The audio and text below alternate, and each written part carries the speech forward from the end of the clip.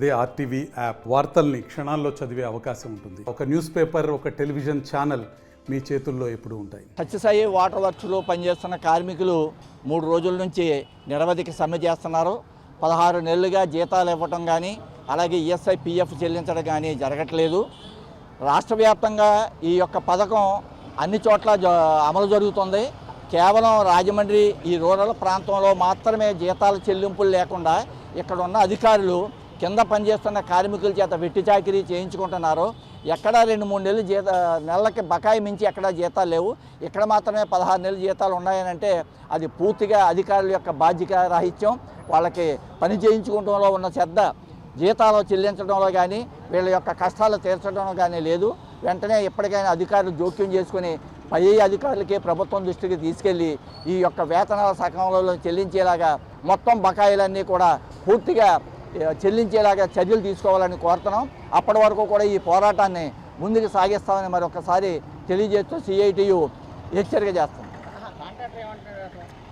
Contractor ప్రభుత్వం మాకు చెల్లిస్తే మేము చెల్లిస్తాము. ప్రభుత్వం వైపు నుంచి మాకు చెల్లింపులు ఆగిపోయాయి. నేను కొంతకాలం నా సొంత డబ్బులు పెట్టుకుని జీతాలు ఇచ్చాను తప్ప ఇక నా చేతిలో ఏమీ లేదు, వాళ్ళు చెల్లింపులు చేయాలి అని చెప్తున్నారు. అది కూడా వాస్తవమే. ఎందుకంటే ఫండ్స్ లేవనే వంకతో ఫండ్స్ ఎక్కడి నుంచి వస్తాయి? ప్రభుత్వం కేటాయిస్తే ఫండ్స్ వస్తాయి. ఫండ్స్ వస్తే ఇక్కడ అధికారులు జీతాలు చెల్లించేలాగా చర్యలు తీసుకుంటారు. కాంట్రాక్టర్ చెల్లిస్తాడా? అవును, అన్ని చోట్ల అక్కడ ఉన్న అధికారులు ఫండ్స్ తెచ్చుకుంటున్నారు, జీతాలు చెల్లిస్తున్నారు, మెయింటెనెన్స్ జరుగుతుంది. ఇక్కడ ఉన్న అధికారుల నిర్లక్ష్యం వల్ల ఇక్కడ ఫండ్స్కి రావట్లేదని మా ఆరోపణ. మేము సత్యసాయి డ్రింకింగ్ వాటర్ సప్లై ప్రాజెక్టులో 2007 నుంచి ఈ పథకంలో మేము పనిచేస్తున్నాము. అయితే గతంలో ఎల్ఎన్టీ అనే సంస్థకి ఈ ప్రాజెక్ట్ అనేది అప్పగించారు. అప్పగించిన కాడ నుంచి కొన్నాళ్ళు బాగానే రన్ అయిన తర్వాత ఈ ప్రాజెక్ట్ మొత్తం అంతా కూడా ప్రైవేట్ కాంట్రాక్టులకి వెళ్ళిపోవడంతో మొత్తం అంతా కూడా ఇది నీరు కార్చే పరిస్థితి అయితే జరుగుతుంది. అప్పటి నుంచి కూడా ఎప్పుడు కూడా ఏ నెల జీతాలు వచ్చే పరిస్థితి అయితే మాకు ఎక్కడ కనబడలేదు. ఎప్పుడన్నా సరే ఒక 3 నెలలకి 4 నెలలకి 5 నెలలకి ఒకసారి రోడ్డు ఎక్కితేనే కానీ మాకు జీతాలు వచ్చే పరిస్థితి అయితే కనబడట్లేదు. ఎందుకంటే ఎప్పుడు వచ్చినా సరే మా ఇంటి భారం మొత్తం ఏంటంటే మా కుటుంబాలన్నీ కూడా రోడ్డుకు వచ్చేసే పరిస్థితి ఏర్పడింది. ఎందుకంటే మొత్తం కరెంటు బిల్లులు, నిత్యావసర వస్తువులన్నీ కూడా పెరిగిపోయినాయి. దానివల్ల కూడా మేము అప్పులు చేసుకుని అప్పులకు వడ్డీలు కట్టుకొని వచ్చే పరిస్థితి అయితే ఏర్పడుతుంది.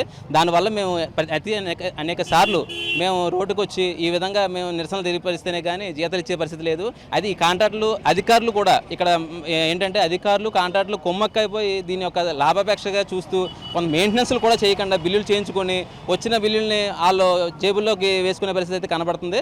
అయితే ఇక్కడ మన పరిస్థితి ఏంటంటే మొత్తం కార్మికులంతా కూడా ఎప్పుడు కూడా ఏ నెల కూడా కరెక్ట్గా ఈ నెల జీతం వచ్చింది అనే రోజులైతే మా ఎక్కడ లేవు. అయితే ఇటీవల అనంతపురంలో మా కార్మికులు అక్కడ ధర్నా చేసిన తర్వాత వాళ్ళకి ఒక 30 కోట్లు రిలీజ్ చేశారు శ్రీ డిప్యూటీ సీఎం గారు.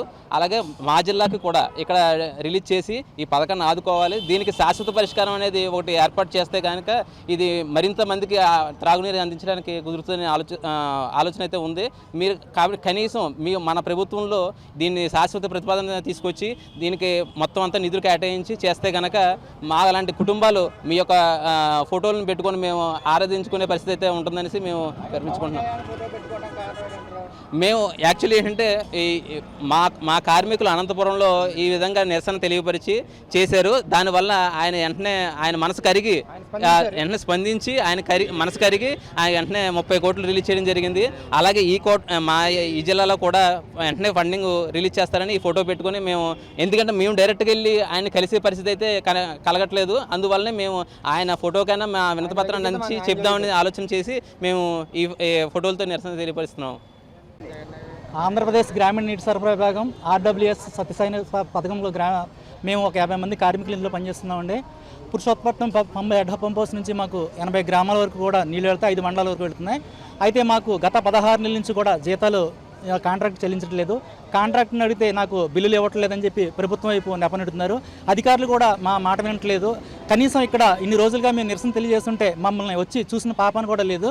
మా కార్మిక కుటుంబాలన్నీ కూడా రోడ్డును పడ్డాయి. అయితే ఇదే విధంగా నిరసన తెలియజేసినటువంటి అనంతపురం ప్రాజెక్టు వాళ్ళకి గౌరవనీయులు ఉప ముఖ్యమంత్రి గారు శ్రీ పవన్ కళ్యాణ్ గారు, మా పంచాయతీరాజ్ శాఖ మంత్రులు దయదలిసి వారు అప్పుడు ఫండ్ రిలీజ్ చేయడం జరిగింది. వాళ్ళ పరిస్థితులు ఇప్పుడు బాగుపడ్డాయి. అలాగే మా విషయం కూడా వారికి మీరు మీడియా ద్వారా తెలియజేసి మాకు కూడా ఫండింగ్ రిలీజ్ చేసి శాశ్వత ఫండింగ్ ప్రతిపాదన చేస్తే బాగుంటుంది. ఎందుకంటే జీతాలు ఇవ్వకపోవడం వల్ల ప్రతిసారి కూడా మేము రోడ్డు ఎక్కవలసి వస్తుంది. కనుక శాశ్వత ప్రాతిపదికన మాకు ఒక ఫండింగ్ అంటే జడ్పీ ద్వారా కానీ పంచాయతీరాజ్ శాఖ ద్వారా కానీ ఫండింగ్ ఏర్పాటు చేసి నెలల జీతాలు ఇచ్చేలాగా చేయాలని చెప్పేసి మనం చేసుకుంటున్నాం. మరిన్ని వీడియోస్ కోసం ఛానల్ ని సబ్స్క్రైబ్ చేయండి. లేటెస్ట్ అప్డేట్స్ కోసం వాట్సాప్ ఛానల్ ని ఫాలో చేయండి. అండ్ లింక్ డిస్క్రిప్షన్ లో ఉంది.